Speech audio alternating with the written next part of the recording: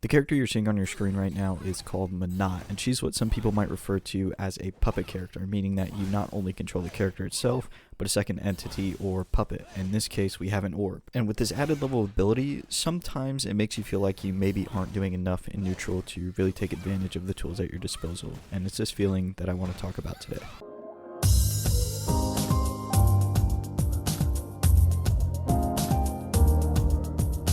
In this gameplay in the background that you're taking a look at, I tried a different approach because it's very hard to win on this character against certain playstyles. I felt like so I made an adjustment. I feel like maybe I was doing a little bit too much. You can tell that I'm still in the lower ranks of Street Fighter V right now on this character specifically, which means I'm dealing with a lot of wild players, like a lot of players who you could essentially let them hang themselves. And what I mean by that is eventually they're gonna mess up or do like something super unsafe. So you just have to be comfortable blocking it out and pressing your buttons where you need to. Essentially, I've just been overthinking things a lot and trying to do way more than I'm supposed to. For this game in particular, my plan was I will keep him out. I'll zone him with Stand Heavy Punch, which is the one where she like throws the ball close to the ground and it goes like almost half screen. And then when they start to sort of encroach on my space, because eventually I will have to give them a little bit of space, I'll switch to Stand Medium Punch, which goes not as far but is faster. And once I've got control of the ground, he'll obviously try and jump, so we'll use Crouch Heavy Punch to anti-air. And that's literally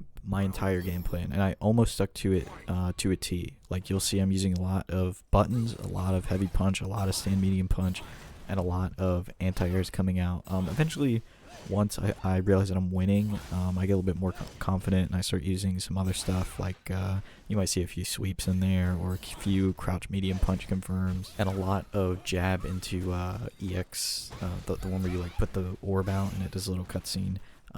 It's probably not optimal conversion, but it's one that I was comfortable doing, so that's what I did to punish a lot of the stuff he was doing. Essentially, the name of the game was simplifying my neutral to where I could make a game plan and stick to it and stop like doing unnecessary things that are getting me killed. One of the unnecessary things I was doing a lot was pressing like way too big of a button when my opponent is way too close to me, or pressing it like too much to the point where they just jump randomly and hit me because they jumped over my Stand Heavy Punch.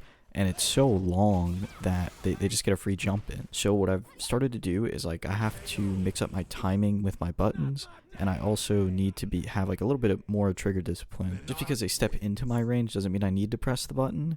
And if I do, I should probably pay attention to what they do after they block it, like if they jump or if they dash or whatever happens afterward. Because then you can start to build like a rapport in your head of what they like to do and like what kind of player you're really up against. And then you start to realize that maybe not all of these jump-ins are random. Like maybe they've caught on to your button presses and your rhythm. And that's when like the real mind games start. That's when the game gets fun. Because even if they aren't picking up on your rhythm and they are just randomly jumping in, it's good for you to start like mixing up your button timings, I think. It's like really, it's like good practice. With this character in particular, it's pretty important or like pretty good to do so because her Stand Heavy Punch and some of those buttons with the orb are so active. The character can DP through it. Like if you whiff, they can DP through it or they can just super. Like Ken, for example, if he blocks your Stand Heavy Punch, your Stand Medium Punch, I think at a certain range, he can just punish it with super, or he can heavy DP through it. You have to get a little bit creative with how you approach those kind of matchups. I think it has a lot to do with like realizing that even though your character has all these options, you know, whether you're playing, it doesn't really matter if you're playing Ryu or you're playing Manat. Just because your character can do it doesn't mean they need to be doing it. You don't always have to use all your tools to win a match, and that's an important thing I think to learn and like to keep in your head. Sometimes your opponent will do more work for you to win than you need to do yourself. You also just have to, this really depends on what game you play too. If you play Strive or Dbfz, you really have to get comfortable with blocking things out that you might not want to hold. Because the way that pressure works in like Strive and Dbfz and a lot of anime games, it's not always super obvious when it's going to be your turn because they can always cancel into like key blast or special moves and all kinds of weird different systems that those games have that can allow block strings to go on for a lot longer than you would expect them to. And so personally, like when I don't know when to press in those kind of games, I usually block things out and then I'll either lab it later or I'll figure it out inherently from just seeing a move, like what they're ending it with, and then recognize where I need to be pressing a button. Anyways, that's gonna be it for me today. I hope you enjoyed this one, and if you did, consider subscribing. Thanks so much.